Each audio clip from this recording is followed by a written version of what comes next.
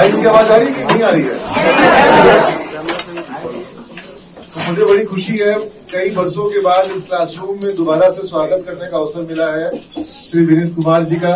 बहुत पहले इसी क्लासरूम में इसी पोडियम का सहारा लेकर के विनीत जी ने बच्चों को बहुत देर संबोधित किया था, बहुत आनंद हुआ था और खुला मंच था, सवाल जवाब का सेशन था। तो मुझे लगता है कि इसी तरीके से आज भी तुम लोग के लिए एक अवसर मिला है कि तुम्हारे बीच तुम्हारे प्रिय कलाकार और बिहार के कलाकार, बिहार की मिट्टी माटी से जुड़े हुए यहीं पले बढ़े श्री विनीत कुमार जी का हम लोग स्वागत करें। पुनः एक बार तालियों से।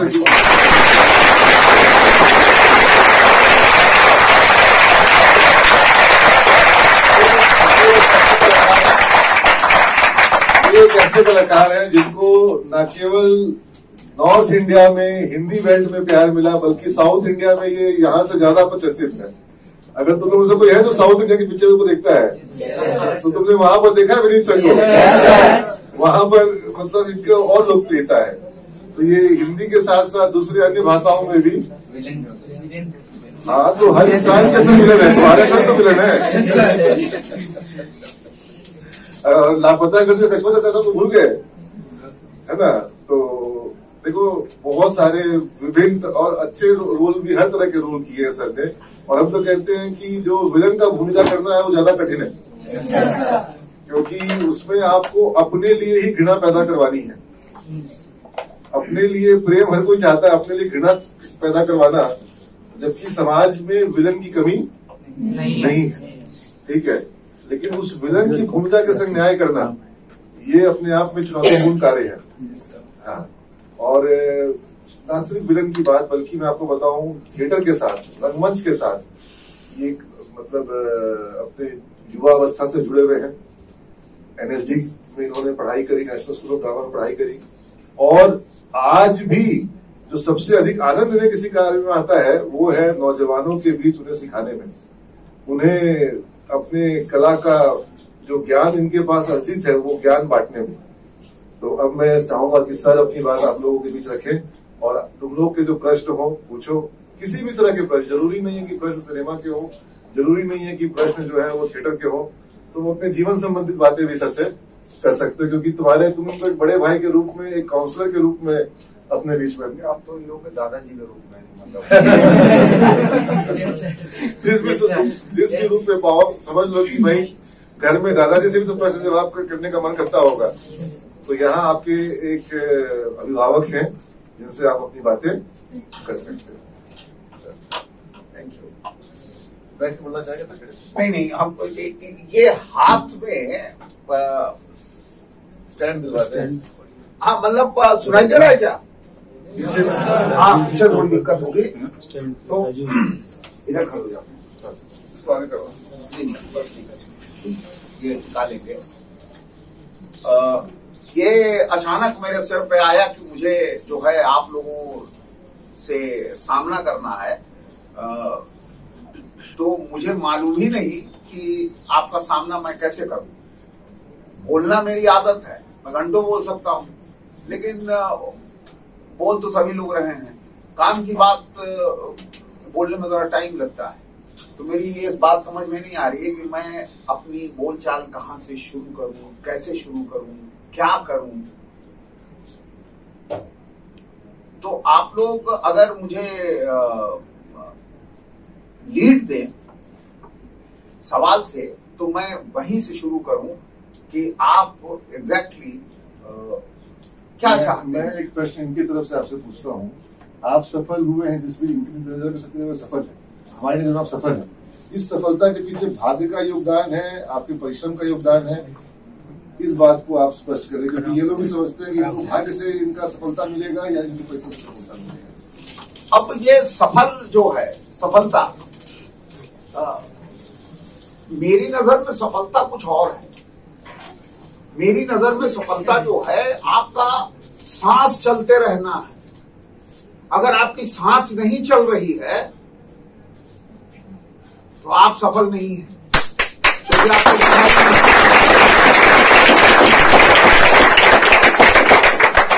मूलतः सफलता जो है मेरी नजर में कुछ नहीं है, आपकी नजर में भी कुछ नहीं है। जब तक सामने वाला ने ये न कहे कि सफल हैं आप, तो आपकी नजर में आपकी सफलता क्या है, ये खोज करना एक व्यक्तिगत विषय है। सही बात। कि आप सफल किसे कहते हैं? क्या आप करोड़ों रुपए की गाड़ी चढ़ते हैं, या आप जब कपड़ा पहनते हैं तो उसकी कीमत 50 लाख की होती है, घड़ी 5 करोड़ का होता है, तब आप सफल हैं? या आप बहुत साधारण कपड़े में जब आप चलते हैं तो लोग कहते हैं कि आप आ रहे हैं, फिर आप गाड़ी पे चढ़े, महंगे कपड़े पहने या ना पहने, आपका व्यक्तित्व जब चलता है तो आप सफल होते हैं। तो व्यक्तित्व क्या है? व्यक्तित्व बनता कैसे? अगर इसकी तलाश आप करना शुरू करेंगे तो आपको ऐसा लगेगा कि 2-3 चीजें ऐसी हैं जो आपके व्यक्तित्व को निखारता है, बनाता है, और बहुत सिंपल, सरल है, लेकिन बहुत कठिन है। ऑनेस्टी, सिंसियरिटी और कमिटमेंट। ये 3 चीज अगर आपके पास है तो धीरे धीरे आप अपना व्यक्तित्व रचने लगेंगे। अब ये तीनों सुनने में, बोलने में बहुत अच्छा लगता है, लेकिन 24 घंटे आप ट्राई करके देखिए कि आज से अभी 24 घंटे तक मैं सच बोलूंगा, आप दूसरे घंटे में या 1 घंटे में ही आपको लगेगा कि अब मैं क्या करूं, यहां मैं अगर सच बोल दूंगा तो फंस जाऊंगा। इसीलिए इसका अभ्यास करना बहुत जरूरी है। मैं सच बोलता हूं,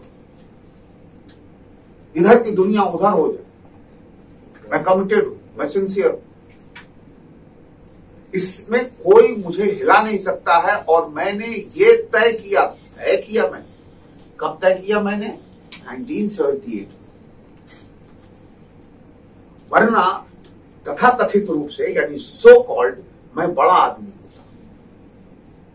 ये निर्णय लेने से मैं बड़ा आदमी नहीं बन सका। अब बड़ा आदमी का एक डेफिनेशन है, बड़ा आदमी किसे कहते हैं? मैं अभी कहीं मंत्री होता सेंटर में, अगर मैं ये 3 चीजों का कमिटमेंट नहीं करता। मैं पॉलिटिकल आदमी, राजनीति में लोग मुझे जानते हैं, लेकिन कुछ चीजें हैं जो मैंने खुद स्वीकार की हैं जो राजनीति में नहीं चलती। वहां ये तीनों चीजों से बैर है, ऑनेस्टी, सिंसियरिटी, तो सफलता जो है उसकी परिभाषा आप खुद रचें और माने कि आप सफल हैं। क्योंकि जिस वक्त आप इस पृथ्वी पे आए हैं आप सफल हैं, क्योंकि आपका आना ही सफलता है। आप चाहे खेत में काम कर रहे हो, चाहे आसमान में काम कर रहे हैं, अगर वो काम आपके लिए महत्वपूर्ण है, उस काम की क्षमता आप अगर समझ पाते हैं तो आप सफल हैं। क्या बात है, बहुत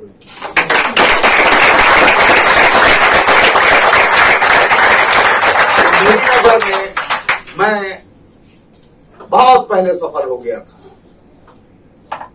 मुझे किसी दूसरे से सफलता का प्रमाण पत्र लेने की जरूरत नहीं पड़ती।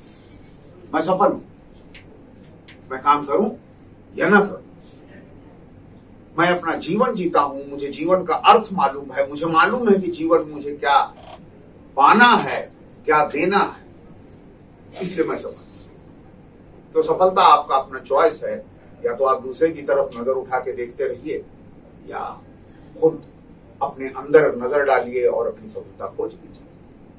हाँ, सवाल कर दो, बोल दिए, ये सफलता नहीं समझ में आएगा, कठिन है। हम दूसरों की तरफ देखते हैं, आप पढ़ रहे हो, यहां पढ़ाई जो है वो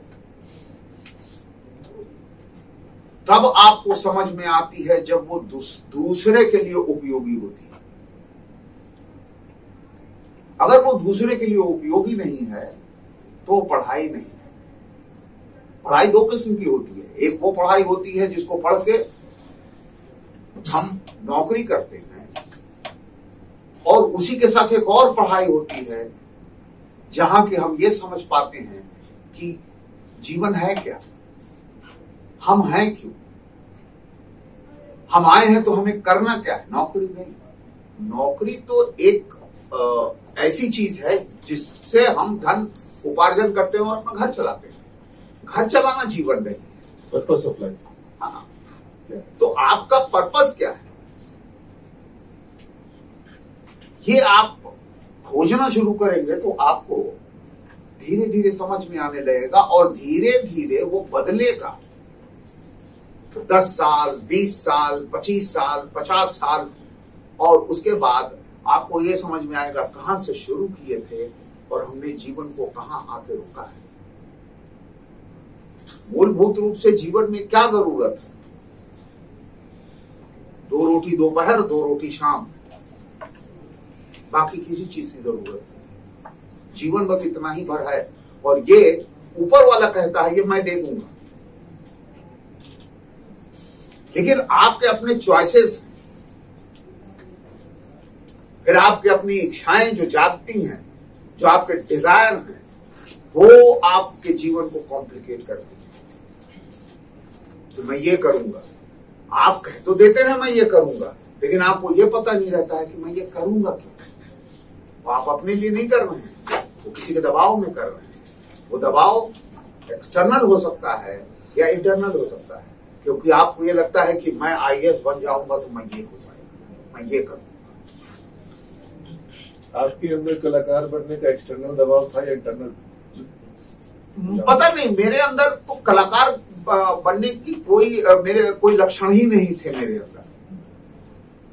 आज भी मैं मानता हूं कि मेरे अंदर कोई लक्षण नहीं है कलाकार बनने के। जनरली पैदाइश कलाकार है। हाँ, मतलब बाद में मैंने इसकी खोज नहीं शुरू की, तो मुझे ऐसा लगा कि कलाकार बनने के जो बेसिक गुण होते हैं वो मेरे अंदर। वो बेसिक गुण क्या थे कि आप डिसिप्लिन्ड हैं, आप जो है खोजने की आपको आदत है कि आप कोई चीज देख लेते हैं तो आपको लगता है अबे ये है क्या यार। और समय जो है वो लिमिटेड है।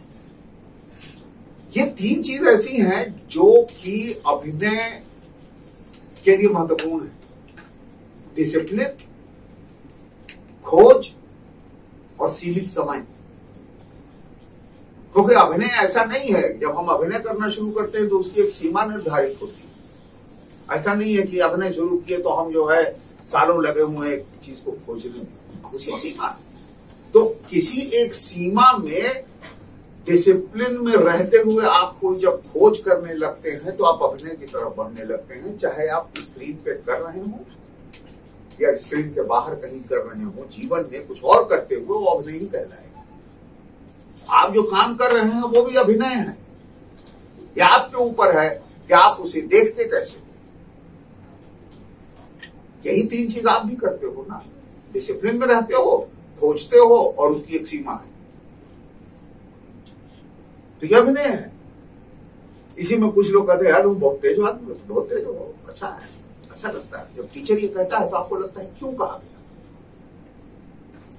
उसके कहने के पीछे यही 3 कारण होते हैं, क्योंकि आप तीनों का बहुत सही इस्तेमाल करते हैं। ये कॉम्बिनेशन है। इसलिए इस दुनिया में जितने काम हैं सब अभिनय। एक टीचर, एक पुलिस वाला, एक एडमिनिस्ट्रेटर, डॉक्टर, इंजीनियर, हर कोई अभिनेता है। वो अभिनय कर रहा है। मैंने जनरली ये ऐसा होता नहीं है, कोई देख नहीं सकता है, लेकिन हमने देखा है, ओपन हार्ट सर्जरी देखी है। डॉक्टर मांडके बहुत बड़े हार्ट स्पेशलिस्ट थे, मुंबई के, उनका हम नहीं रहे। तो हम लोगों को कुछ करना था, एक सीरीज था मेडिकल का जिसका नाम धड़कन था। तो हुआ क्या कि भाई हम सब लोग उसमें डॉक्टर बने हैं, तो डॉक्टर एग्जैक्टली करता क्या है, तो हम लोग कैसे देखें कि वो जब ऑपरेशन कर रहा है तो क्या होता है। तो हम लोग सुबह सुबह पहुंचे, 3 3 ऑपरेशन देखे, एक ऑपरेशन 3 घंटे का होता है, 9 घंटा हम लोग हो गए। हम लोग ऑपरेशन थिएटर में गए, खड़े रहे, और ऑपरेशन थिएटर में हमने ये देखा कि जितने डॉक्टर हैं उस काम को छोड़ के बाकी सब बात कर रहे हैं, बाकी जो भी चुटकुले, हंसी, मजाक सब चल रहा है, लेकिन उनका हाथ वो काम कर रहा है, उनका अभ्यास है। तो हमको लगा अभिनय का ये एक्सट्रीम है कि इन्हें जो है वो देखना नहीं पड़ता है, इनके हाथ का अभ्यास है और ये वो काम करते रहते हैं। सीना चीरा गया, फिर वो कटर मशीन आई जिससे कि वो जो हड्डी है, ये गेज जो है उसको काटा गया, उधर क्लैंप लगा, क्लैंप से वो ऐसे बढ़ा, फिर ये जो हार्ट है वो हार्ट जो है बहुत तेजी में भागता है ऐसे, तो स्पैचुला से उसको दबाया गया, फिर ये पूरा जो आपका लाइफ है वो लाइफ जो है दूसरे मशीन में अब वो चलने लगा, वो थक थक करने लगा। अब ये आदमी को ऑपरेशन कर रहा है, तो जो ब्लड निकल रहा है वो ब्लड जो है धीरे धीरे हर चीज वो बंद की जा रही, और आपस में सब बात कर रहे हैं, और तुम क्या हुआ, और तुम्हारा क्या हुआ, अरे देखो वो क्या बात, उधर दो जो है अलग मशीन देख रहे हैं, वो दोनों अलग बात कर रहे हैं, बात कुछ और हो रही है, काम कुछ और हो रहा है। ये है अभ्यास, ये है जीवन, कि आपको चीजों को करते करते करते आपका ऐसा अभ्यास हो जाता है कि आप अपने जीवन में वो काम बड़े सहजता और सरलता से करते हैं। अब आप जनरली आप देखिए तो फिल्मों में जब लोग डॉक्टर बनते हैं तो वो अजीब से घबराए से रहते हैं। अब वो बाहर निकले एक आला लटकाए हुए और उसके बाद जो है आके एक लाइन बोलते, ऐसा कुछ नहीं होता। तो जब हम रियलिटी पकड़ने लगते हैं तो पता चलता है कि हमारे यहां इसका असर सब में है। वो जो फार्स है वो हमने अपने जीवन में अख्तियार कर लिया है। इसीलिए मुझे लगता है कि हम जो जितनी फार्सिकल चीजें होती हैं, जो फेक होता है, उसको समझें, सच के नजदीक हम कैसे रहें और उसे अपने जीवन में अप्लाई करने की कोशिश करें, और हम सहज और सरल बने। आप इसीलिए हम कहते हैं कि हम सब अभिनेता हैं। हम पेशे से अभिनेता हैं, लेकिन अभिनेता आप होते हुए भी आप अभिनय नहीं कर रहे, लेकिन आप कहीं अभिनय जरूर कर रहे हैं। अपनी क्लास में कर रहे हैं, अपने काम में कर रहे हैं। अभिनय करने की वो कला है जो खूबसूरत लगनी है। हाँ, बस इतना ही। और ताली जो है ना, मुझे ताली जीवन में एक ऐसी चीज लगती है जैसे कि ताली होता क्या है? उत्साह बढ़ाने के लिए, उत्साह, चेयर, हैप्पी एंडिंग करने के लिए, और अप्रिशिएट करने के लिए, और to encourage the speaker. Encourage the speaker. अच्छा, स्पीकरों को इसकी भी जरूरत पड़ती है? तो स्पीकर किस बात का? हाँ, और इसका मनोविज्ञान क्या है? ताली तो हम लोगों ने अभ्यास कर लिया है, बजाने लगे हैं, लेकिन इसका मनोविज्ञान क्या है? क्यों ताली बरबस क्यों बजती है? हम लोग पूरी तरीके से इन्वॉल्व हो पाते हैं सिचुएशन में सर। फिजिकली जब हम इन्वॉल्व हो पाते हैं तो पूरा कंसंट्रेशन हमारा उस पर्सन पे होता है जो हमारे सामने हो सर। हाँ, तुम एक हद तक पहुंचे हो, लेकिन उसका एक हाँ, आवाज आई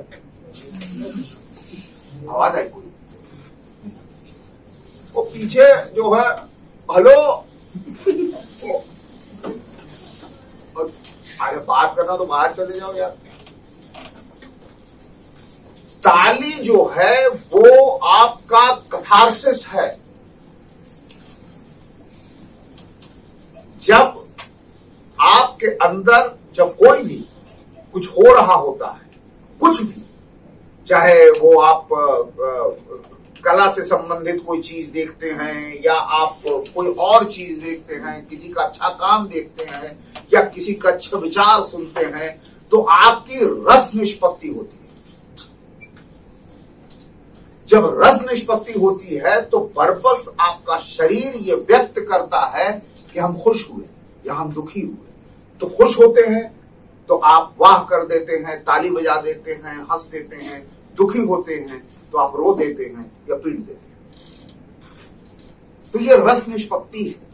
इसीलिए मुझे लगता है कि जब तक रस निष्पत्ति ना हो, बिना वजह ताली समझ में आ जाती है कि अब ताली बजाना है, तो मुझे लगता है नहीं, ये अभ्यास ना करो तो अच्छा है। जीवन में हमें कई बार कोरम होता है कि भाई अब कोई इंस्टीट्यूट है, वहां कोई आया है, वो बहुत बेवकूफ किस्म का होगा, लेकिन मजबूरी है, इंस्टीट्यूट में आया है, अब इसका नाम हो गया है तो ताली बजाना है तो बजा दे भाई ताली। लेकिन मुझे ऐसा लगता है हम लोगों के जो पुराने, जो बहुत वरिष्ठ पुराने जो थ्योरिटिशियन रहे हैं अभिनय के, उन्होंने ये बात बहुत स्पष्ट और साफ कही थी कि तालियों से और प्रशंसा से अपने आप को बचा के रखो, वरना तुम खराब हो जाओ।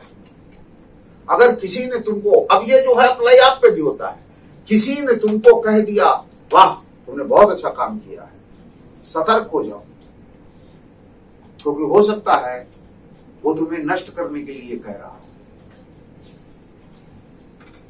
तो हम तो ऐसे ही देखते हैं इसको कि कोई मेरी तारीफ करता है तो मैं अलर्ट हो जाता हूं, बेवकूफ बना रहा है क्या?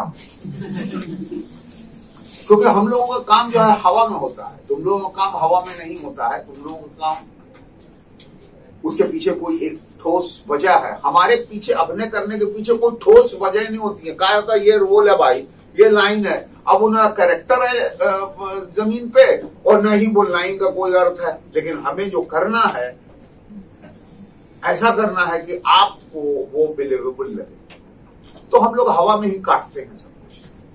तो हम लोगों का काम जो है थोड़ा ज्यादा डेलिकेट हो जाता है, क्योंकि उसके पीछे कोई सच्चाई नहीं है। आप कोई भी फिल्म जब देखते हो, आपको आजकल फिल्म क्यों नहीं अच्छी लगती है? क्योंकि जो वो सच दिखा रहा है, वो आपको लग रहा है कि भाई क्या दिखा रहे हो, तुम तो आते हो तो झूठ लगता है।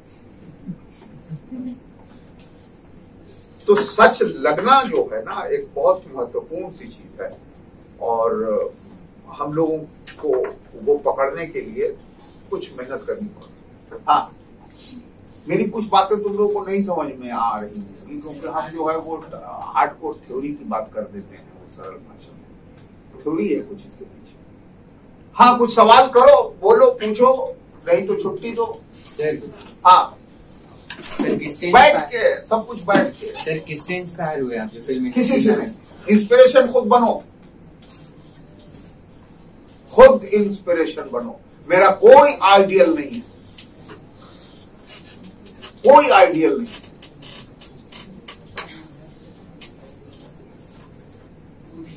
इसीलिए जब हम किसी से बात करते हैं, हमारे यहां अब तुम्हारा आइडियल कौन है, तो तुम चार बड़े नाम बताने लगोगे जिनका फोटो जो है वो इंस्टीट्यूट में लगा रहता है। नहीं, उन लोगों ने अपना काम कर लिया, अब हम शुरू किए अपना काम करना। इसके पीछे एरोगेंस नहीं होना चाहिए, वो आपका ईगो नहीं होना चाहिए, आपका विश्वास होना चाहिए कि मैं खुद आइडियल हूं। आप एक व्यक्तित्व हो, अभी बना रहे हो, बनेगा, तुम्हें मिलेगा, और जब तुम खड़े होगे तो लोग तुम्हें देखेंगे। हम इस आधार पे जो है जीवन जीना शुरू करेंगे तो हमें वो मिल जाएगा, टाइम लगेगा। ये जरूर है कि नाम होना जो है वो एक अलग सी चीज है। काम आप आप जानने के बावजूद हो सकता है आपका नाम ना हो, क्योंकि नाम जो है समय है, समय होगा तो नाम होगा। समय अगर नहीं आपका है तो आपका नाम नहीं होगा, लेकिन आपका काम जो है हमेशा सटीक होगा और आपके काम आपके इर्द गिर्द ये कहेंगे कि अरे काम करवाना तो उसी से करवाओ। अच्छा ये कौन है? अरे बड़ा अद्भुत काम करता है, आओ भाई काम करो। तो समय जो है एक अलग सी चीज है, वो अलग विषय है। लेकिन अगर आप दूसरे से इंस्पायर होने लगे तो आप क्या करेंगे? वो तो अपना काम करके चल गया या काम कर रहा है। अब हम मान लीजिए कि हम दिलीप साहब से इंस्पायर हो जाएं, गुरुदत्त से इंस्पायर हो जाएं, हम क्या देखेंगे? बताओ क्या देखेंगे? बोलो बोलो। सिनेमा दिलीप साहब का, तो दिलीप साहब का सिनेमा देख कर दिलीप साहब का नकल ही तो करेंगे हम, तो हम रेप्लिका हो जाएंगे, हम डुप्लीकेट हो जाएंगे। तो हम वो इंस्पिरेशन मेरे किस काम का जो हमको डुप्लीकेट बना दे, रेप्लिका बना दे? मेरा अपना व्यक्तित्व है, हम खुद रचेंगे।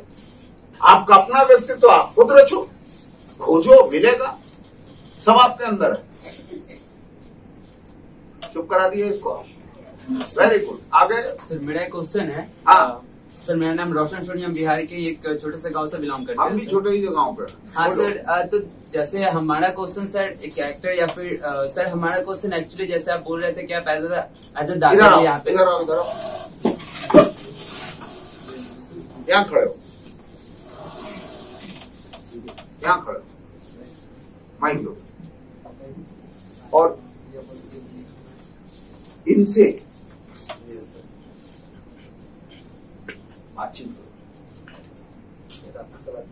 नहीं, सवाल का हम जवाब देंगे, पहले बातचीत करो। बोलो, कुछ बोलो, हिलना मत करो। कैसे आप लोग? नहीं, तुम बातचीत करो, इनसे सवाल मत पूछो, तुम बातचीत करो जैसे तुम कुछ बोल रहे हो।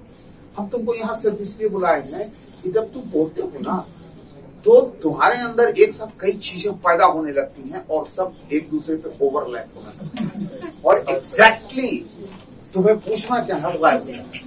इसलिए मैंने कहा इधर आओ और बात करो। तो उसके लिए अब तुम देखो क्या करते हो कि तुम हिलना शुरू करते हो। अब यहीं से तुम्हारा शुरू हो जाता है साइकोलॉजिकल प्रेशर। अब तुम हिल रहे हो, हमने कहा हिलना छोड़ो, ठीक है? माइक दो, 10 लाइन इनके सामने बोलो, बोलो। मेरा नाम रोशन सोनी है, हम बिहार के छोटे से गांव जिसका नाम बाजितपुर है, मुजफ्फरपुर का वो है और हम वहीं से बिलोंग करते हैं। मेरा बचपन कैसे बीता? मैं जैसे हम सरकारी स्कूल में 5वां तक पढ़े, उसके बाद प्राइवेट स्कूल में गए सीबीएसई से। पहली बार सुना है कि सीबीएसई नाम का कुछ स्कूल होता है, कोई चीज होता है जहाँ पे पढ़ाई अच्छी होती है, वहाँ पे खेल कूद भी करवाए जाते हैं और भी बहुत सारी चीजें हैं। फिर उधर गए, आफ्टर दैट शरीर बिल्कुल अभी क्या है ना, तुम बोल रहे हो तो तुम्हारा होंठ ही जो है वो हिलेगा, जो आवाज आएगी, बस इतना हिलाओ। तो उसके बाद सिर्फ होंठ हिलेगा, गर्दन नहीं, आंख नहीं, आईब्रो नहीं, फोरहेड नहीं, चिक नहीं, चिन नहीं, कुछ नहीं, बोलो। फिर हम गए एक सर हिल रहा, सोकल बड़े स्कूल में, सर हिल रहा। उसके बाद हम एडमिशन लिए वहाँ। फिर वहाँ पे 11th-12th कंप्लीट करने के बाद लगा नहीं कि कुछ ऐसा कुछ लाइफ में हम अभी तक अचीव कर पाए हैं या फिर आगे भी कर पाएंगे।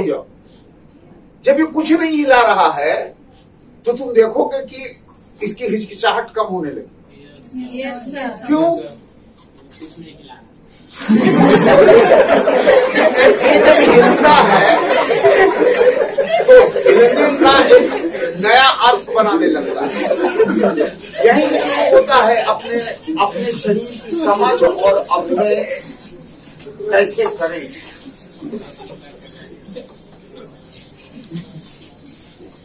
हाँ, अब सवाल पूछो।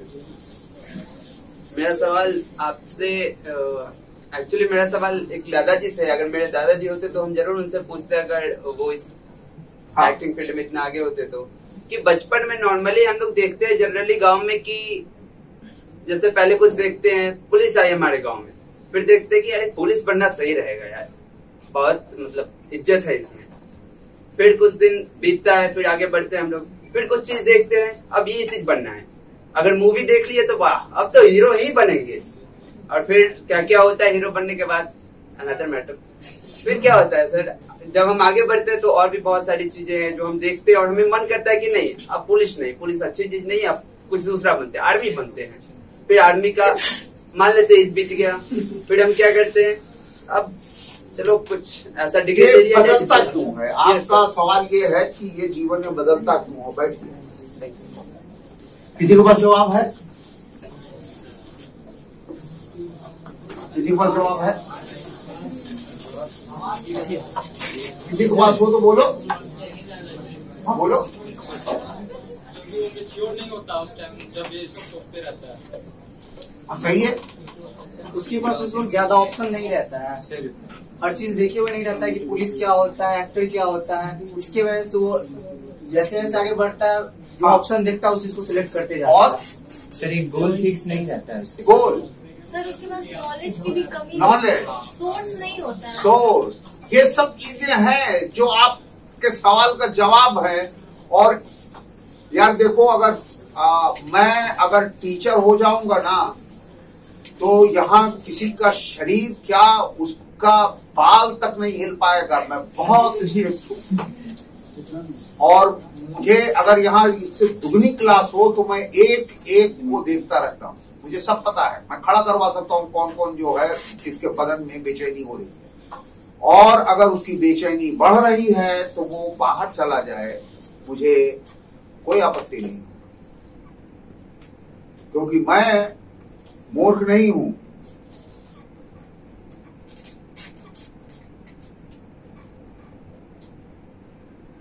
चेतावनी दे रहा हूं,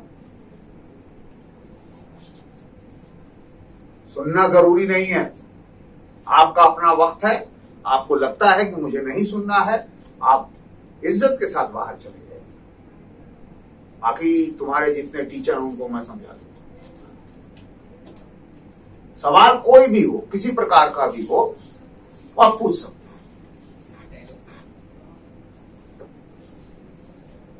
किसी की आवाज आई थी, वो खड़ा हो जाए चुपचाप से, चुपचाप से खड़ा हो। वो जिसकी आवाज आई थी, खड़े हो, खड़े हो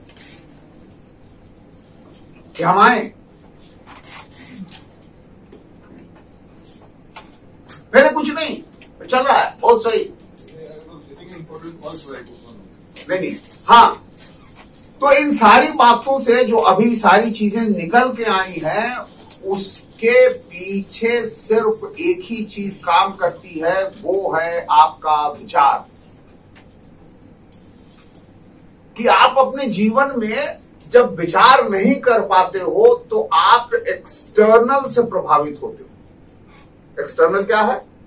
उसके पुलिस की वर्दी, अगर वो वर्दी उतार के आता तो उसकी इज्जत शायद ना होती।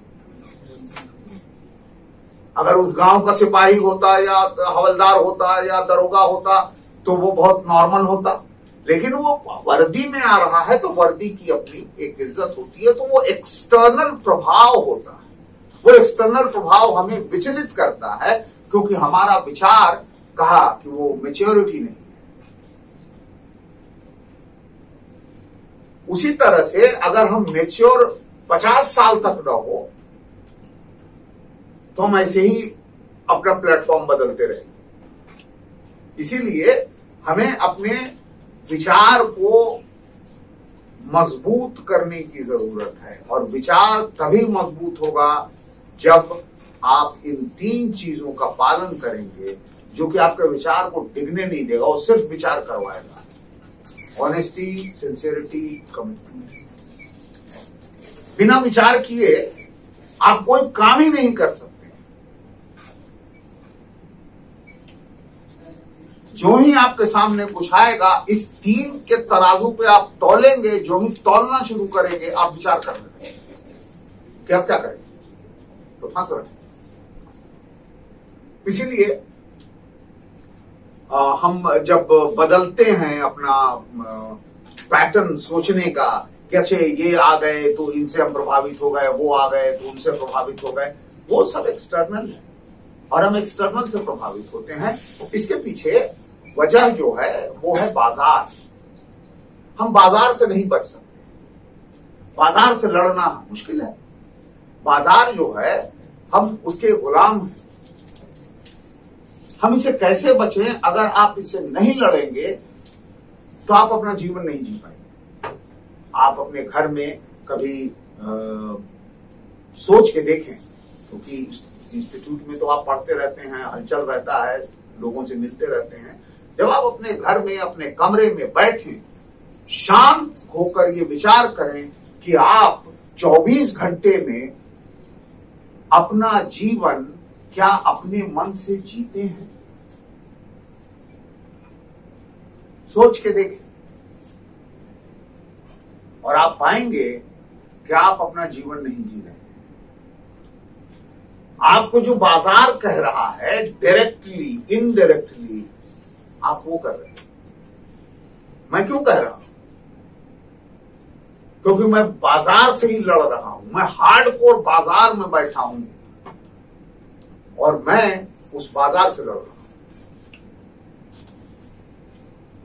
मैं खुद डिसाइड करता हूं मुझे क्या करना है।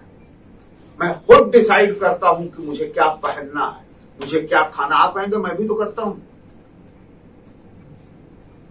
अगर आप ये कहते हैं तो आप एकांत में बैठ के सोचिए कि क्या आप ऐसा कर रहे हैं। आप किस दुकान में खाने जाते हैं, आप क्या खाते हैं, आप कहां की चीजें पसंद करते हैं, ये सब फीडबैक देता है। अभी मैं आपको बताऊं, एक दिन मैं अपने घर में घुसा तो 2 घड़ी रखी थी। मैंने पूछा पत्नी से कि अरे ये घड़ी यहां क्यों रखी है? बोले अरे एक का बैटरी जो है बदलना है और एक का ये बदलना है। बस इतनी बात हुई है। दूसरे दिन सुबह मैंने फेसबुक खोला, घड़ी का ऐड था। कहां से पता चला उसको? आपका जो मोबाइल है वो माइक है।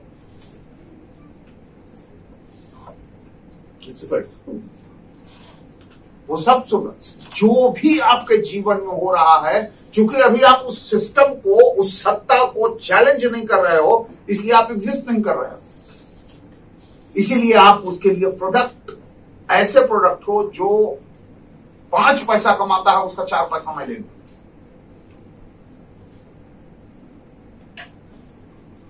हमें इसी से लड़ना है। लोग तो सर वही डिजाइन करेगा जाकर से कि कैसे 4 पैसे। लेकिन जीवन तो अपना भी है ना। जीवन तो आपका भी है, बिजनेस अलग है। यहाँ पर सर मैं देख रहा हूँ, आप जो द्वंद की बात कर रहे हैं, पोजिशनल पावर और पर्सनल पावर के बीच का द्वंद। बिल्कुल। तो पर्सनल पावर को कैसे मजबूत किया जाए, ये एक संघर्ष, सतत संघर्ष है। ये इसीलिए तो कह रहे हैं कि ये 3 चीज अगर तुम अप्लाई करके देख लो, अगर 24 घंटे तुम कर पाओ ईमानदारी से, तो देखो कि अगले 24 घंटे में तुम्हारे अंदर क्या परिवर्तन होगा। ऑनेस्टी, सिंसियरिटी और कमिटमेंट। रेयर चीज की बात कर दी भाई, रेयर नहीं है ना, यही तो रेयर नहीं है जिसको हम रेयर बना दिए। सब हम सब शपथ खाया था कि एक दिन भी एब्सेंट नहीं करेंगे, सारा ऑनेस्टी खत्म हो गया इन लोग का।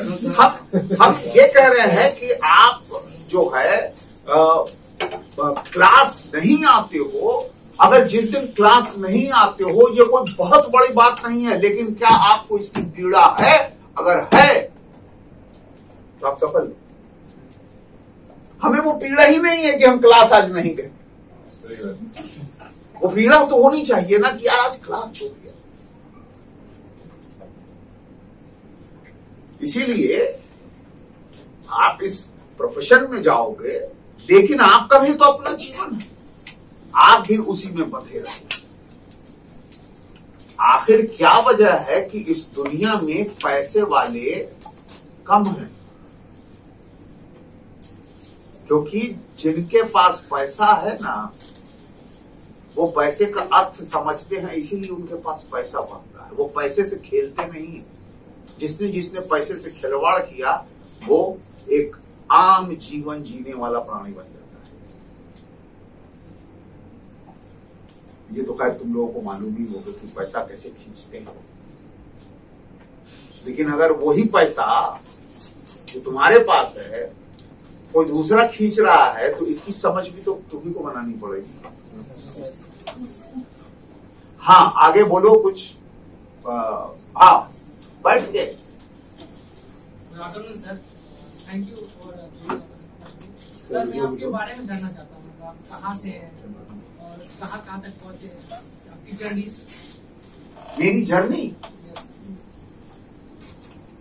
मेरी जर्नी तो अब समाप्त होने को आई है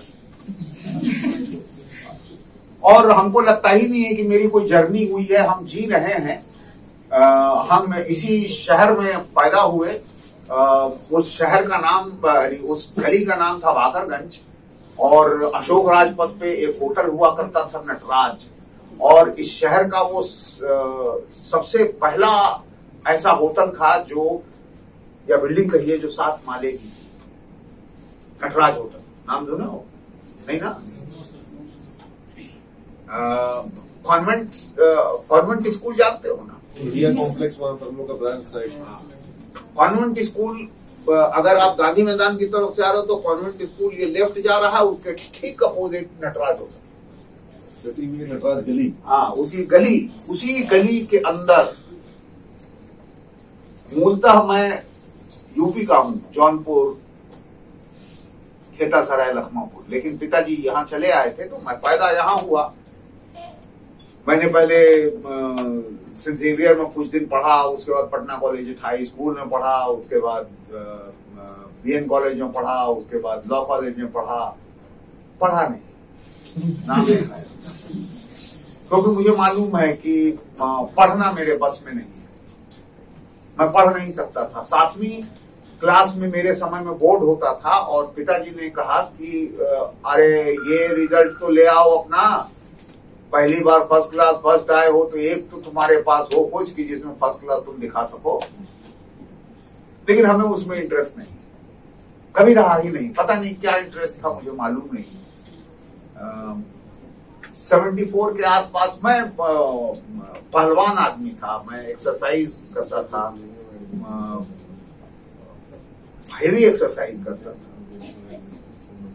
और एक दिन अचानक मेरे भाई के मित्र जो हैं वो बोले थिएटर कराते हैं। तो एसपी वर्मा रोड पे नवल किशोर बाबू जो हैं, जो बहुत बड़े वकील हुआ करते थे, उनके घर में रिहर्सल चलता था। कला संगम वो संस्था थी, वहां पहुंच गए। जब मैं स्कूल से कॉलेज में आ गया था 72-73 में, तो वो जो अमूमन होता है कि हम लोग लड़की ताड़ने की आदत होती है। ये शुद्ध रूप से मानवीय है। अगर उसमें आप, वो लड़कियां भी ताड़ती हैं, लेकिन अगर इसमें आपकी नियत में खोट है तो ये दोनों को दिख जाता है और यहीं से अव्यवस्था फैलती। और यही खोट जो है आईपीसी सीआरपीसी के सेक्शन में बदलने लगता है। वरना शुद्ध रूप से आप किसी को देखो तो उसको अच्छा ही लगता है, कोई हमको देख रहा है, आपको कोई देखे तो अच्छा ही लगता है। तो जब मैं पहुंचा रिहर्सल में, मैंने वहां 2-3 लड़कियां देखी। मैंने कहा अबे अब तो जाने की जरूरत ही नहीं है, पट्टा मार्केट जाते जाने की जरूरत ही नहीं है, बैठो वो दिन आज का दिन।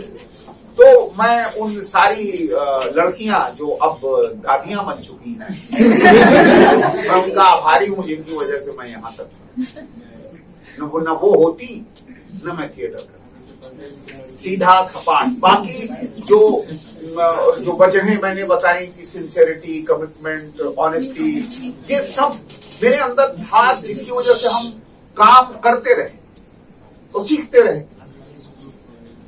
जीवन जीना अलग है, पढ़ाई आप कर रहे हो वो अलग है, जीवन अलग है। पढ़ना जीवन नहीं है। जीवन क्या है ये खोजना पड़ता है।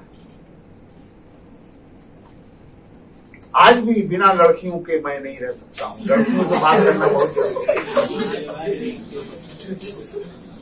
लड़कियों को अच्छा लगता है क्योंकि शुद्ध रूप से जब मैं बात करता हूं उसमें आईपीसी सीआरपीसी का कोई सेक्शन नहीं है। आज भी ये आदत, अरे रात हो रही है अब तुम जाओ। जो मैं बचपन में यानी मतलब 73-74 में जो काम मैं कर रहा था वो इस 66 साल की उम्र में भी यही करता हूं मैं, कि जो ही रात को कहे कि मैं रात हो रही है मैं चली जाऊंगी ना तुमको। हम बोले नहीं भाई तू जा, यहां रात होने के समय आदमी घर में होता है। तो मेरा कहना यह है कि शुद्ध रूप से आप अगर सामने वाले को समझ रहे हो तो सामने वाला सिर्फ आपसे प्यार करेगा और एक अच्छा माहौल तैयार होता है। ये हमें समझने की जरूरत है कि हम माहौल कैसे बनाएं। आपकी सोच में खोट होता है। पुरुषों की हालत तो वैसे ही आजकल देश में बहुत बुरी है। लड़कियों को यह बात समझ में आने लगी है कि पुरुषों के पास एग्जैक्टली कुछ है नहीं, क्योंकि हजारों साल से पुरुष को यही लग रहा है कि हम ही हम हैं, और अब उन्हें यह बात समझ में आई है तुम ही तुम हो गए, हम भी कुछ हैं। और उनको लग रहा है यार ये तो कुछ अलग सी स्थिति है, क्योंकि इन्होंने ये 90 के बाद शुरुआत हुई है। मास लेवल पे ग्लोबल हुआ, जब समझ में आए, फ्रीडम का एक नया डेफिनेशन इन्हें समझ में आया, तो पुरुषों के लिए एक बहुत बड़ा चैलेंज जो है वो सामने खड़ा होके जो आ रहा है वो है स्त्रियां। पुरुष अगर नहीं समझेंगे तो उनको बिल में भी छिपने की जगह नहीं मिलेगी। स्त्रियां जिस दिन रिजेक्ट करने लगेंगी उस दिन पुरुष को अपना एग्जिस्टेंस ही नहीं समझ में आएगा। आज भी पुरुष अपना एग्जिस्टेंस सिर्फ स्त्रियों की वजह से पाता है, स्त्रियां नहीं पाती। स्त्रियां अपनी वजह से एग्जिस्ट करती हैं। वजह क्या है? हम कहीं और चले गए क्या? सवाल दोबारा कुछ और था। सही जगह पे जा रहे हैं। सही जगह जा रहे हैं। अच्छा, स्त्रियां क्यों आखिर एग्जिस्ट करती हैं अपने आप में? क्योंकि स्त्रियां जो हैं इनबिल्ट क्रिएटर, इनबिल्ट एनर्जी का सोर्स है। वो क्रिएट कर सकती है, क्रिएट करती हैं। पुरुष नहीं करता है, पुरुष डोनर है, उसके अंदर एनर्जी का सोर्स नहीं है। यही वजह है कि बहुत पहले इसे ये बात समझ में आ गई पुरुष प्रजाति को, और उसने कंट्रोल करना शुरू कर दिया। उसने रेन रास अपने हाथ में ले लिया। धीरे धीरे स्त्रियां जो है बोलती नहीं थी, समझ में तो उनको भी आता था, लेकिन धीरे धीरे जो है वो पलड़ा बदल रहा है। इसलिए बहुत जरूरी है कि हम लोग ये बात समझे, और ये बात मैं बहुत पहले से समझ गया था। ऐसे नहीं समझा था, लेकिन ये समझ में आ गया था कि स्त्रियां अगर खुश हैं तो तुम्हारा जीवन खुश है। तो मैं सिर्फ स्त्रियों को खुश रख, ऐसे हाँ बिल्कुल ठीक, करेक्ट, कोई विरोध नहीं है, और मैं खुश हूं। तो समस्या जो है हम लोग इसको समस्या की तरह देखें और बात समझें और ह्यूमन बने। हम पुरुष ह्यूमन नहीं है। हमें राज करने की आदत है। हमें कोई चाहिए जिसको हम आदेश दे सके, तभी हमारा पुरुषत्व जागता है, कहता है हाँ पुरुष। तो हम इस लायक बने रहें, इसके लिए जरूरी है कि हम अपनी समझ बेहतर करें। सवाल कहीं कुछ और था मेरा अपना, वो हम वहीं अटक गए उस चक्कर में। हाँ, उसके बाद फिर हुआ क्या कि हम वहां थिएटर करते रहे। थिएटर करते करते जो है मुझे लगा, जब 14-15 साल थिएटर कर लिए, कुछ 30-35 मेजर फुल लेंथ नाटक कर लिए, 18 कुछ शॉर्ट प्ले और 1,500 से 2,000 स्ट्रीट प्ले कर लिए। फिर लगा कि कुछ ट्रेनिंग ले लेनी चाहिए, तो हम NSD चले गए। NSD गए, वहां पढ़ लिए, पढ़ने के बाद हम बिहार आके काम करना चाहते थे, लेकिन यहाँ की सत्ता बदल चुकी थी। वो साल था 89 का 90। तो सत्ता जो बदल चुकी थी, उस सत्ता में मेरे लिए संभव नहीं था काम करना। तो मैंने जो है विचार किया, दोस्तों से पूछा, तो एक दोस्त ने कहा बंबई आके देख लो। उस समय मैं 35 साल में था। मैं उठा, बंबई चला गया और बंबई देख रहा हूँ। पिछले 33-34 साल हो गए बंबई देख रहा हूँ। क्योंकि मैं बार बार ये कह रहा हूं कि काम करना अलग है, जीवन जीना अलग है। ये दोनों एक चीज नहीं है। तो मैं बंबई में जीवन जीता हूं। कुछ इश्क किया, कुछ काम किया। हाँ, मतलब इश्क तो नहीं करता। हम तो खुशी करने में लगे रहते हैं, तो इश्क नहीं। अब अपने जीवन में वाकई इश्क नहीं, मुझे मालूम ही नहीं इश्क कैसे होता है। की कविता है। हम मालूम है आपको, लेकिन वो जब जो ही इश्क की चर्चा होती है ना, तो मुझे लगता है यार ये इश्क कैसे करते। और आज की तारीख में ये हालत है मेरी कि अगर कोई सीन आ जाए ऐसा, तो मुझसे नहीं होता। मैं कहता हूं कि यार इसको, तो मुझे बहुत गाली पड़ती है। बोले यार, तो एक बार हुआ भी ऐसा कि एक सीन था, तो डायरेक्टर चिल्ला कर, वो डायरेक्टर मेरा बैचमेट है तिग्मांशु भूलिया, उसने कहा अबे तेरी बहन नहीं है वो, तेरी बीवी है। हम बोले अबे बीवी की तरह तो बात कर रहा है। तो वो जो है आपको तो नहीं लग रहा है। तो कुछ चीज का अभ्यास तो नहीं है, तो नहीं है, उसको स्वीकार करने में मुझे कोई आपत्ति नहीं है। और अब तो उम्र भी बीत गई। तो मैं बंबई में हूँ, बंबई में काम करता हूँ। मुझे बिना पैसा लिए काम मैं करता नहीं हूँ। तो बंबई में हिंदी में लोगों के पास पैसा नहीं होता था, एक्टरों के पास। तो मैंने जो है साउथ में काम करना शुरू कर दिया। मैं 20 साल साउथ में काम करता रहा। फिर 19 के बाद जो है हिंदी में लोग बुलाने लगे, पैसा देने लगे, तो हिंदी में काम करने लगे। तो ये काम ऐसे चलता रहा। मेरे लिए ये बहुत महत्वपूर्ण नहीं है। जैसे तुम काम कर रहे हो, वैसे मैं वहां काम कर रहा हूं। लेकिन इस पे विचार जरूर मैं कर सकता हूं कि मैं अपने जीवन को क्या समझता हूं और तुम अपने जीवन को क्या समझते हो। ये चर्चा का विषय है। काम चर्चा का विषय नहीं हो सकता। काम तो हम सीखे हैं तो करते, तुम सीख रहे हो तो करोगे। जीवन क्या जी रहे हो, ये महत्वपूर्ण। तो इसी शहर से हूं। इसी शहर में मैंने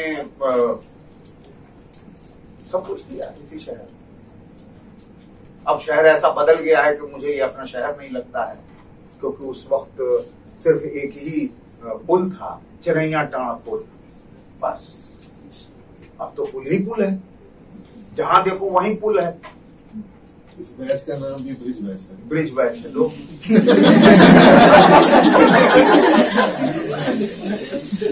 लोग अपना गैप ब्रिज करने के लिए आया है। Very good. तो मैंने तो पूरी कहानी सुना दी। बैठ जाओ, ठीक है। हाँ, अब बोलो और कुछ है। हाँ बोलो। सर अगर हम किसी चीज में काम कर रहे हैं, आप किसी भी चीज में है, सर हम डिमोटिवेट हो गए अपने काम से, तो अपने आप को कैसे मोटिवेट करें? तुम डिमोटिवेट हुए कैसे, पहले विचार करो। सर जैसे कि एक जैसे कि आप आर्टिस्ट हैं, तो सर आप कहीं गए ऑडिशन देने, आप वहाँ पे सिलेक्ट किए, तो आप डिमोटिवेट हो गए अपने काम से लेके, कि लगता है कि अच्छा काम नहीं। हाँ, तो मतलब आप कुछ नहीं जानते। अगर आप कहीं ऑडिशन देने गए और आपका नहीं हुआ, तो इसका मतलब कि आप समझ नहीं रहे हो। मैं जो हूं कहीं नहीं जाता हूं, काम घर आता है। 35 साल हो गए। लोग कहते हैं ऐसे कैसे संभव है। इनको तो जाना पड़ेगा ना सर। नहीं, सवाल यह है कि तुम ऐसे क्यों जा रहे हो। तुम पहले ही अपने आप को बैकफुट पर रख लियो। एरोगेंस और ईगो हटा दो और फिर तुम चलो। तुम व्यक्तित्व। डीमोटिवेशन तब होगा कि तुमने कुछ विचार किया और वो विचार गलत खाने में चला गया। तो बोलेगा यार मेरा विचार ऐसे कैसे हो सकता है। तब मैं कहूंगा कि हाँ, फिर से इस पर विचार करो। 4 आदमी इंटरव्यू में बैठा है, वो कौन मूर्ख है तुमको क्या मालूम। हर आदमी तो तेज नहीं हो सकता है ना यार। हर एक्टर नाम हो गया है तो वो एक्टर, हम तो उसको एक्टर नहीं मानते। हम अमिताभ बच्चन को एक्टर नहीं मानते। तुम क्या करोगे। अमिताभ बच्चन काम कर रहा है, उनके साथ हम शूटिंग कर रहे थे, अक्स में सीन का रिहर्सल कर रहे थे और डायरेक्टर ने जो बताया था हम वैसे कर रहे थे। उन्होंने कहा सुनिए, उनकी उंगली उठी, मेरा पहला लाइन था उंगली नीचे कीजिए, हाथ नीचे कीजिए। अमिताभ बच्चन बौखला गया। अरे हम बिहारी आदमी हैं, हमारे यहां उंगली उठा तो काट कर रख देंगे।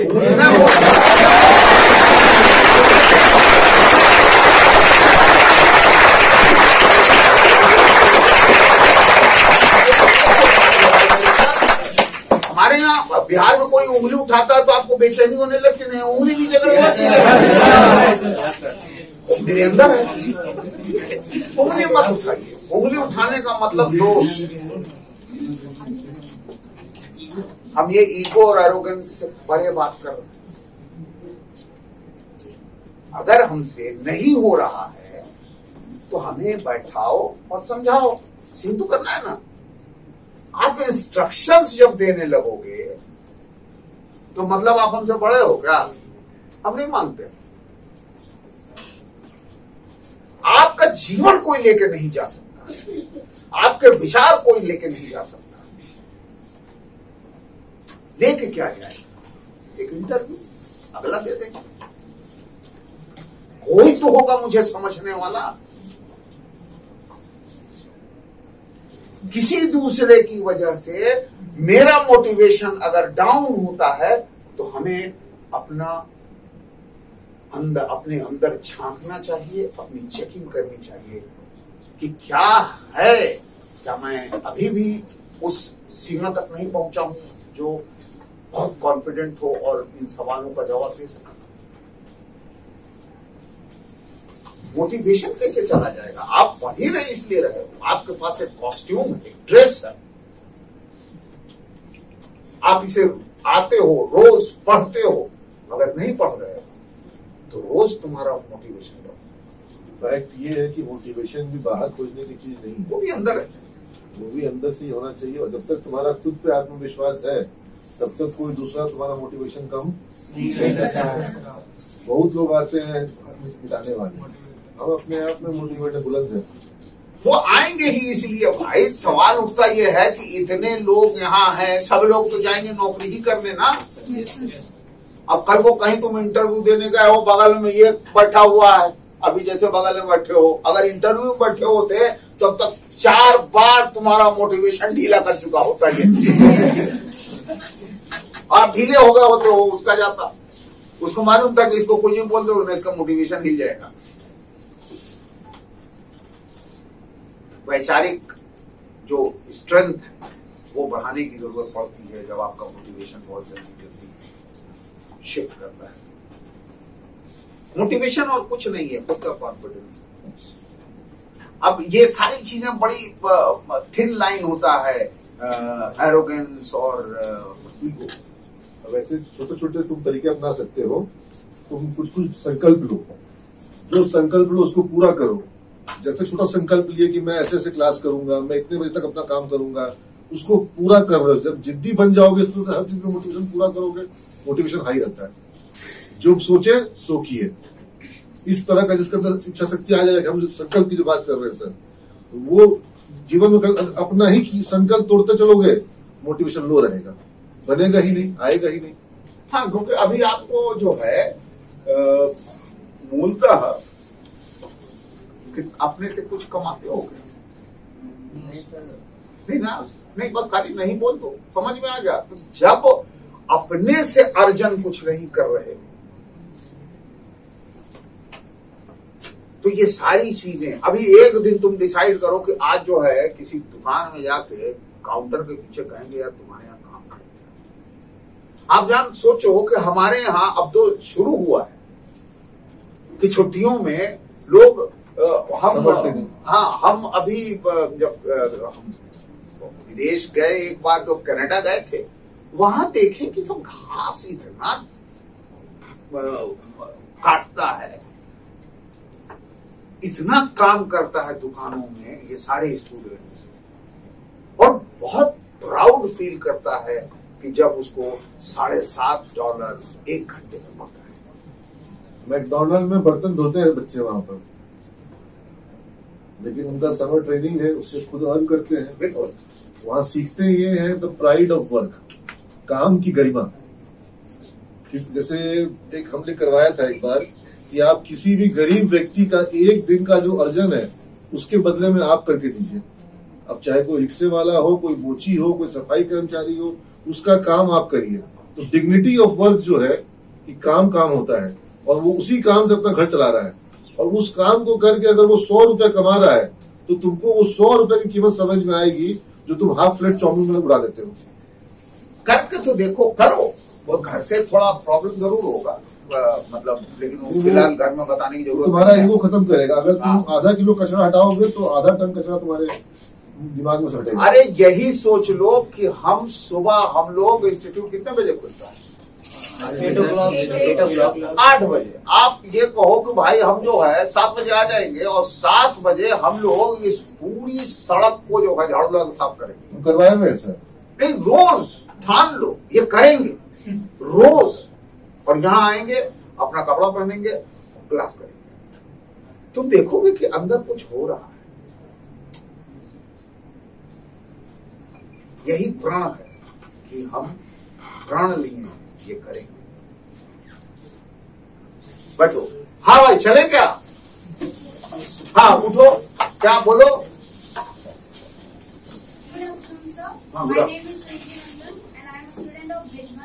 सबसे पहले आपका बहुत बहुत शुक्रिया सर, आपने अपने प्रीशियस टाइम में से हमारे लिए समय निकाला और हमारा मार्गदर्शन किया।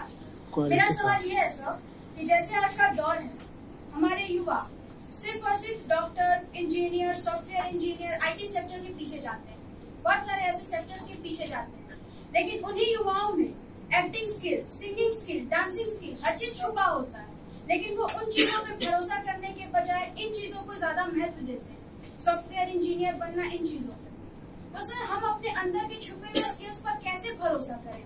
उन पे भरोसा करके कैसे हम आगे बढ़े कि इन चीजों को हम मेन गोल बनाकर अपने लाइफ को फोकस करें? मेरा सवाल ये है।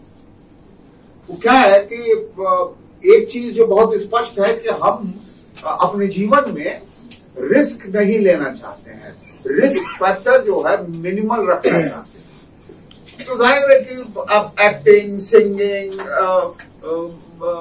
या फिर डांसिंग, इन सारी चीजों में जब आप जाते हो तो रिस्क फैक्टर हाईएस्ट होता है।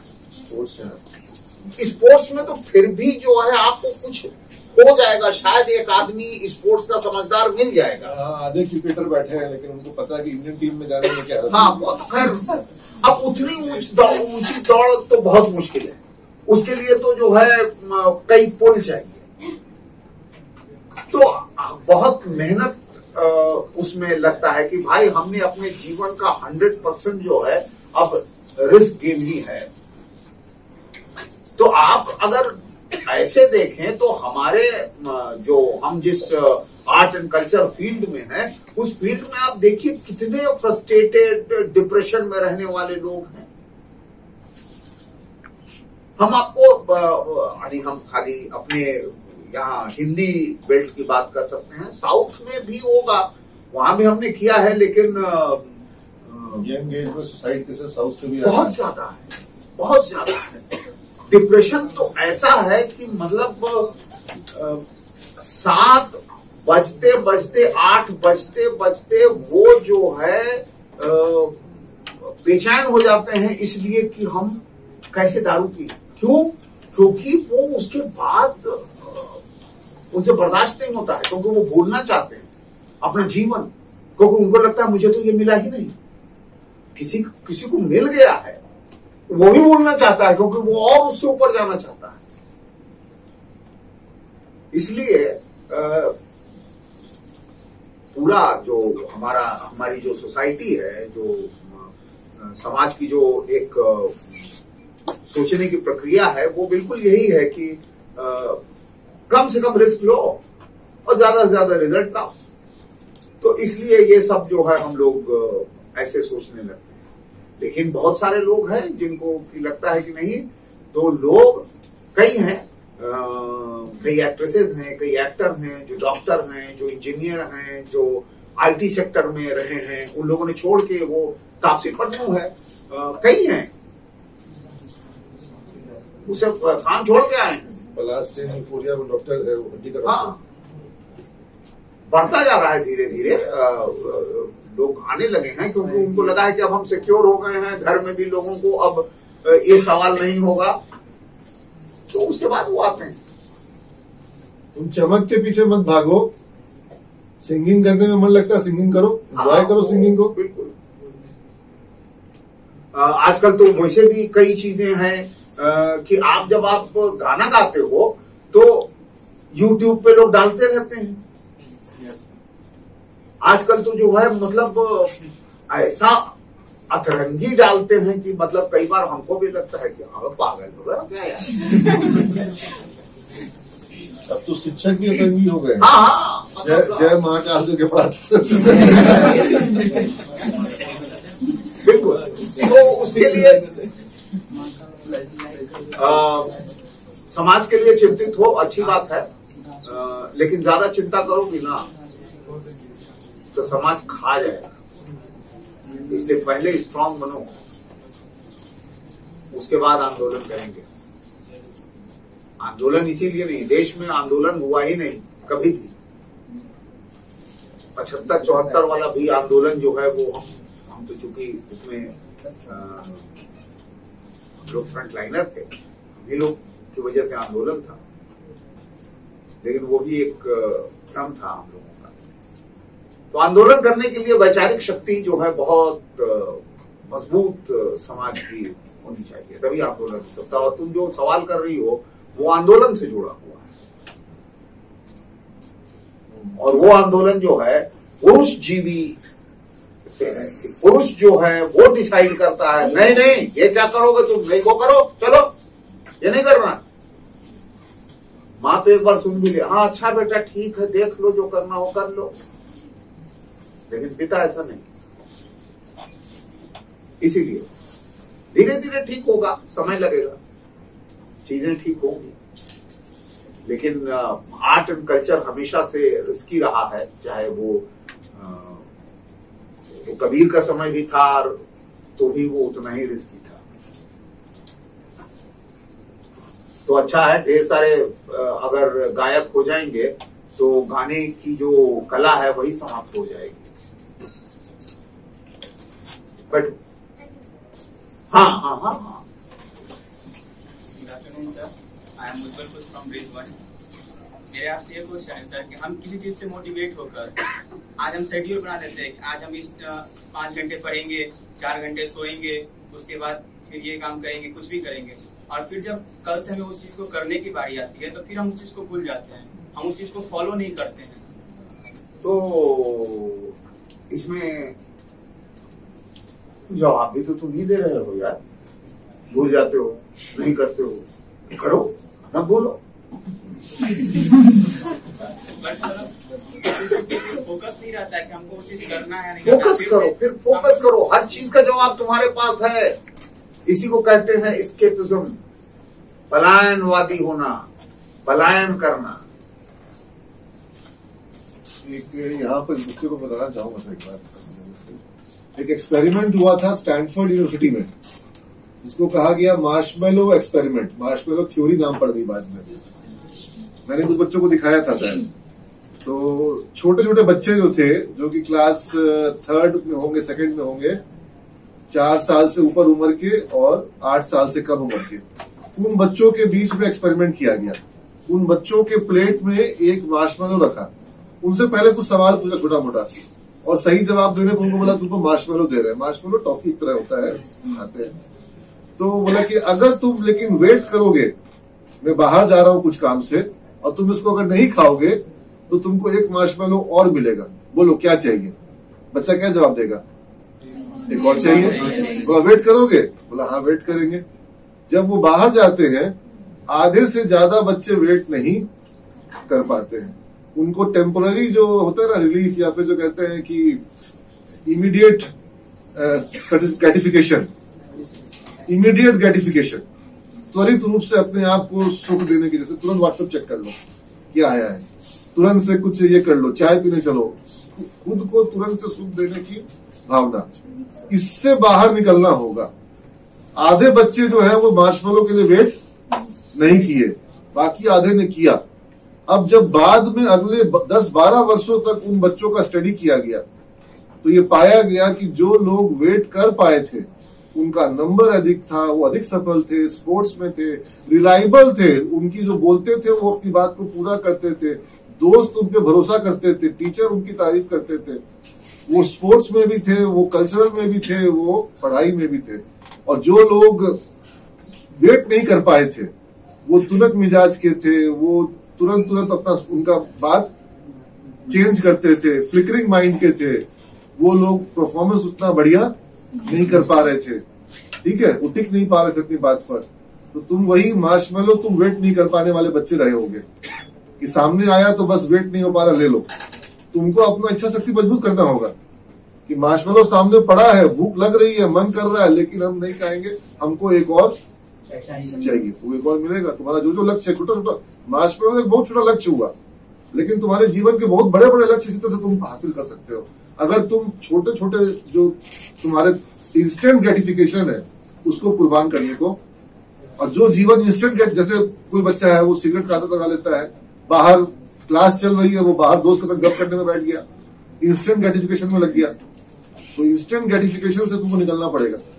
सोचे थे शाम में पढ़ाई करेंगे, शाम में तुम चले गए मॉल में, बगीचा में, इधर तो घूमते रह गए, तुमने जो तुमको बनाना था प्रेजेंटेशन बनाया ही नहीं। तुमको उससे तभी इच्छा शक्ति का मतलब क्या हुआ? वो था इच्छा शक्ति तो जगानी पड़ती है। कोई भी मुझे ऐसा लगता है कि हमारे जीवन में कहीं कोई सवाल है नहीं, अगर सवाल है तो हम खुद हैं। डिसिप्लिन बोल रहे हैं सर, वो डिसिप्लिन इच्छा शक्ति है कि सवाल, क्या सवाल आपके दिमाग में उभरता है, और आप जो सवाल आपके दिमाग में उभरता है खुद अगर आप सोचना शुरू कीजिए तो आपको थोड़ी देर बाद हंसी आने लगे कि क्या भाई, ये तो सवाल ही नहीं है, इसका जवाब तो ये है ही, तो हम सवाल क्यों कर रहे हैं? वो सवाल किनारे हो जाता है, दूसरा सवाल आता है। तो हम जितना सवाल करते हैं उसका हल अगर हम ढूंढते रहें तो आपको पता चलेगा कि आपके जीवन में कोई सवाल नहीं है, सवाल हम खुद हैं, क्योंकि हम ही सवाल करते हैं, हम ही ढूंढते हैं। दूसरा अगर जवाब देने लगेगा तो आप पंगु हो जाएंगे, मतलब आप पैसा खिले लेंगे। अपने सवाल का जवाब खुद ढूंढ लोगे, जिस दिन ढूंढना शुरू कर दोगे, हल मिलने लगेगा, उस दिन आप विजयी हो। अभिनय जो है मूलतः क्या है? सवाल है, क्योंकि उसका कोई मूलभूत आधार नहीं। हमें दे दिया गया एक स्क्रिप्ट, उसमें लाइनें लिखी हुई हैं, बता दिया गया ये कैरेक्टर है, कहां है वो कैरेक्टर यार? तो हम स्क्रिप्ट पढ़ते हुए सवाल करना शुरू करते हैं और उस सवाल का जवाब हम खुद निकालते हैं और धीरे धीरे इतना सवाल करते हैं, इतना सवाल करते हैं उस स्क्रिप्ट को लेके खुद से कि वो एक पॉइंट पे मुझे सजीव दिखने लगता है और फिर हम ये बन जाता है। यही आपका काम है कि आप सवाल रोज करो, रोज हल निकालो और आप पाओगे कि एक दिन आपके सवाल कम पड़ने लगे हैं और जो सवाल आपके बन रहे थे वो विचार की तरह सामने आ रहे हैं।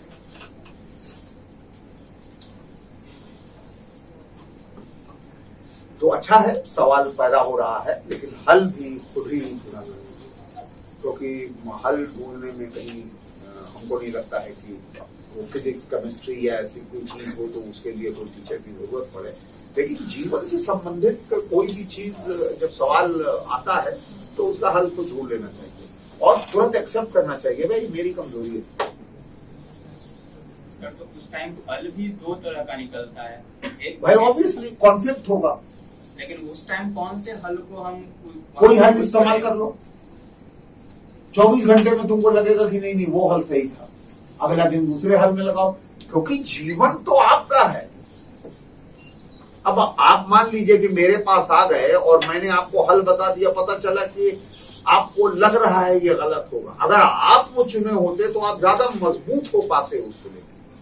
दूसरे से पूछ के जब आप इस्तेमाल करोगे तो आप मजबूत नहीं होगा। ये जो कॉन्फ्लिक्ट होता है, ये कॉन्फ्लिक्ट अच्छी चीज है। कंफ्यूजन अगर है तो आप दिक्कत है, उस कंफ्यूजन को कॉन्फ्लिक्ट में बदल दो कि दो चीज आपके सामने ऑप्शन के तौर पे, ये करें या ये करें, अच्छा दोनों करते हैं, आज ये करते हैं कल ये कर लेते हैं।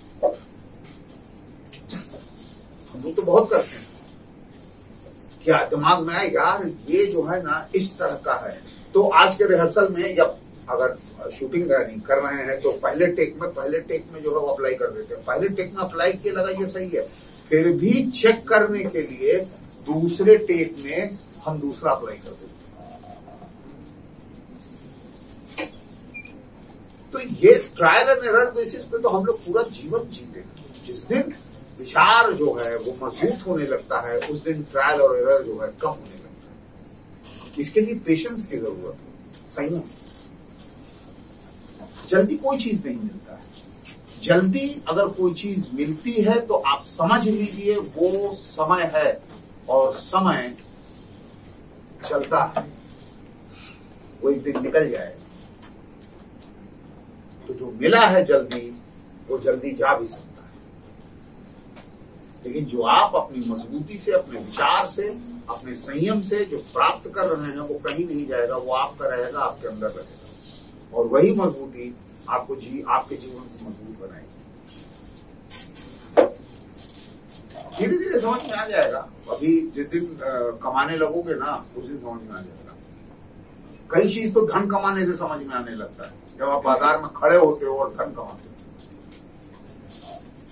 इसीलिए विदेशों में बच्चों को जीवन की बहुत पुख्ता समझ होती है, क्योंकि उनको ये समाज की तरफ से छूट है। वो बहुत प्राउड फील करता है उनका अपना पेरेंट कि मेरा बच्चा जो है वो काम करता है, पैसा कमाता है ये महत्वपूर्ण नहीं है, काम करता है, लेबर की इज्जत करता है। लेकिन सर अगर यहाँ पे बिहार की हम बात करते हैं तो अगर हमारे बच्चे कुछ काम करते हैं तो उनके गार्जियन को इस तरह से लगता है कि वो इस काम को कर रहे हैं, उनका माइंड उसमें डाइवर्ट हो जाएगा। समझ रहे हैं, हम समझ रहे हैं, हम समझ रहे हैं, क्योंकि हमारे यहाँ वो पैटर्न धीरे धीरे आएगा। दिल्ली में आया ना, बंबई में आया, लोग कर रहे हैं, बैंगलोर में कर रहे हैं, वहां कर रहे हैं, काम कर रहे हैं। हमारे यहाँ की परिपाटी जो है वो बहुत एंशिएंट पीरियड की है, वो सोच बहुत एंशिएंट पीरियड की है। कितना भी वो मॉडर्न बात कर लें, वो मॉडर्न तरीके से रह लें, डिजाइन कर लें अपने आप को, सोच उनकी जो है वही पुरानी है। ये समस्या है, इस समस्या से हम भी उलझते हैं। जैसे हमको अक्सर मेरे घर में या मेरे मित्र बोलते, अरे यार तुम काम क्यों छोड़ देते हो, काम क्यों करें हम? बोले काम क्यों करो यार, काम करो। हम बोले क्यों, सोएंगे कब हम? बोले यार सोता, अब उसको ये समझ में ही नहीं आ रहा है कि ये सोना कहां से आ गया बीच में। मुझे लगता है कि जीवन में सोना उतना ही महत्वपूर्ण है जितना काम करना। हम 24 घंटा क्यों काम करें भाई? हमको 2 रोटी खाना है, 2 रोटी के लायक काम हो जाता है, हम सोए रहते हैं। लोगों के लिए हम जीवन जीते हैं। तो अभी भी लोगों को हमसे प्रॉब्लम है, जबकि हम इतने उम्र के हो चुके। तो प्रॉब्लम तो हमारे यहाँ समाज में रहेगा। वो अब जाहिर है कि तुम जब बड़े हो गए, तुम जब अपने समाज को बनाना शुरू करोगे तो तुम क्या करते हो ये देखना है। तो वो युद्ध है, लड़ना तुमको। हम तो लड़ पड़ के निकल गए इधर बहुत पहले, वरना यहाँ कोई जब, अब तो खैर वो बम्बई कोई जाता है, कोई फिल्मों में काम करने के लिए जाता है तो घर वाले मना नहीं करते हैं। हमारे समय में तो मतलब ऐसा लगता था कि बम्बई जा रहा है, बम्बई क्यों गया है? अब कोई ये बोलता ही नहीं था कि सिनेमा करने गया। कहते थे लोग कि उधर नाटक करेगा जाके। और जब हमने नाटक शुरू किया था और जब हम अपने गांव गए, मतलब जौनपुर गए, तो सब लोग अंदर चले गए, तो मेरी चाची जो है हमको बोली गए वो बाहर रुको। उसके बाद हम बाहर खड़े हुआ, बोले क्या अब मतलब सबको अंदर चला गया, हम बाहर क्यों? तो फिर वो गोबर आया और फिर गंगा जल आया, गोबर लगाया गया, गंगा जल छिड़का गया। तो चाची बोली भाड़ में रात काम करते हो तुम, अपवित्र हो। यानी भोजपुरी में बताइए। भोजपुरी हम क्षमा चाहते हैं, हम जो भाषा बोलते हैं बस वही आता है, बाकी धन दोगे ना हम सब करेंगे।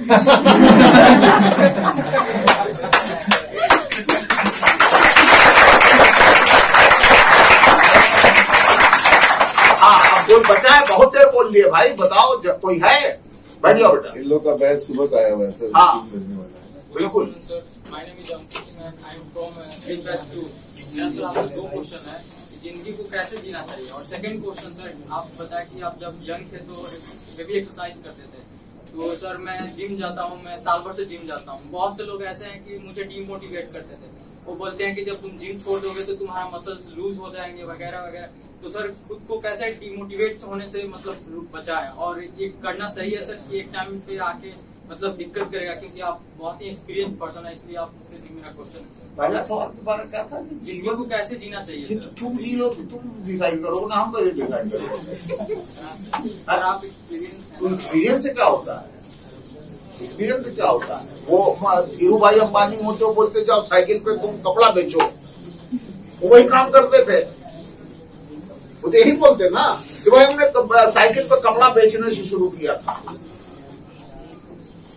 तो जीवन जिसका जैसे है वो वैसे निर्धारित करता है। हाँ, दूसरे सवाल का जवाब हम जरूर वो इतना क्लैरिफाई कर सकते हैं कि हैवी वेट मत करो, हैवी वेट मत करो, लाइट वेट में भी जो है लाइटर साइड पे करो, और अगर चाहो तो वेट ना उठाओ और सिर्फ जो फ्री एक्सरसाइज है कि दंड, बैठक, कपाटा, पुलअप, पुशअप, ये यही सब करो। उससे क्या है कि जब जरूरत होगी तो मसल्स निकाल लोगे, जब जरूरत नहीं होगी तो एकदम सही सटीक रहे। हाँ, और हेवी करोगे, जैसे हम हेवी करते थे तो हमको दिक्कत होता है, कई दिक्कतें हैं, जैसे कि सर घुटना, बैक, शोल्डर। हम हमारे समय में तो किलो नहीं था, शेर था, तो 300 शेर से हम थाई मारते थे।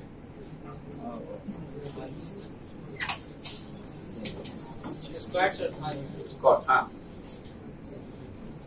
300 शेर मतलब 1 किलो में अगर 125 ग्राम जोड़ोगे तो 1 शेर होगा, और 120 से 130 शेर से चेस्ट मारते थे। वो तो बहुत हेवी एक्सरसाइज है। चेस्ट सर 40 या 45 से आप नहीं मत करो, वो इसलिए कि वाकई जब दिक्कत होने लगेगी तो रिग्रेट करने की क्या जरूरत है यार? वो ज्यादा मुश्किल है फ्री हैंड। चलो okay, bye bye, thank you.